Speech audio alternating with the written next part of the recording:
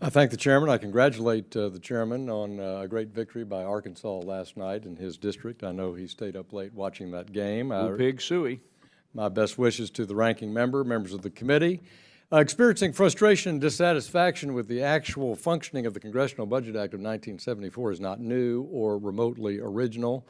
This committee's shelves are stacked with binders of worthy and not so worthy suggestions from 4 decades of bipartisan complaining. My first exposure to concrete recommendations for wholesale change came from my former boss on Capitol Hill, Senator John Tower of Texas. An original member of the Senate Budget Committee and chairman of the Senate Armed Services Committee, Senator Tower offered his restructuring proposals in his 1991 memoir, Consequences. He argued strongly for a 2-year budget cycle to get off the budgetary treadmill, and he argued that there be less executive branch testimony before authorizing, appropriating, and budget committees by streamlining that witness approach. In the last 2 decades, Congress's budgetary muscles have atrophied, rarely completing a budget or passing appropriations measures prior to fiscal year ends. It's really sad how little that's happened since 1974. Gosh, not since 1996, and that's back when Vice President Gore was still inventing the internet.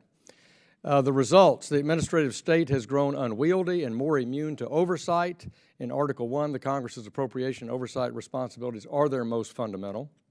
The debt has grown unabated with the burden of net interest that is expected to soon reach more than the entire appropriation for defense, and by 2027 reach approximately $1 trillion, the approximate size of today's entire discretionary budget.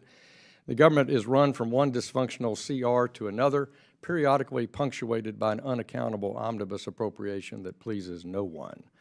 All the while, mandatory spending programs grow at 3 or 4 times the rate of macroeconomic growth, with little public discussion or oversight and rarely, if any, votes being held for restructuring in the Congress. So, what to do? Let me first endorse fully, Mr. Chairman, the 2-year budget cycle for annual budget resolutions and having a 2-year spending allocation under that resolution. Watching the House move all 12 appropriations bills last summer in a 120-day period made us all realize that our muscles can be strengthened, and we can do that, and I commend Senator Shelby's work as well this year. So I think the 2-year cycle is good. Unauthorized programs. You know, in business, where I spent 3 decades, this kind of thing just wouldn't even be considered in the real world. Establishing a budget procedure whereby spending is reduced by the amount of excess appropriations for unauthorized programs would be a worthy change.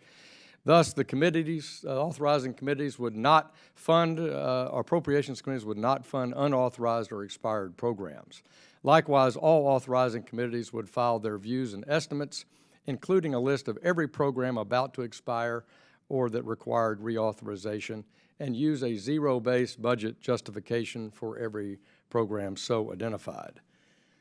I have a list of things that I entitle, Mr. Chairman, Stop Kidding Ourselves. Number 1, prohibit budget gimmicks. Stop committees from using one-time shifts in timing or asset sales to offset ongoing spending increases. Permit any member to offer an amendment to strike emergency spending designation in any measure.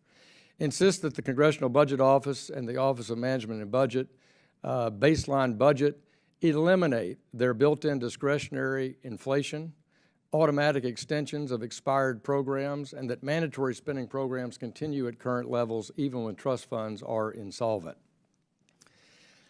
On better transparency, I think every fact sheet by the Budget Committee and the Appropriations Committee for all members and senators should propose plainly what the outlay is for the proposed fiscal year compared to the past 5 years of actual outlays, noting the percentage increase and decrease. All federal insurance and retirement programs, excluding Social Security, ought to be put on accrual budgeting, requiring the Congress to fully budget all the costs in those programs.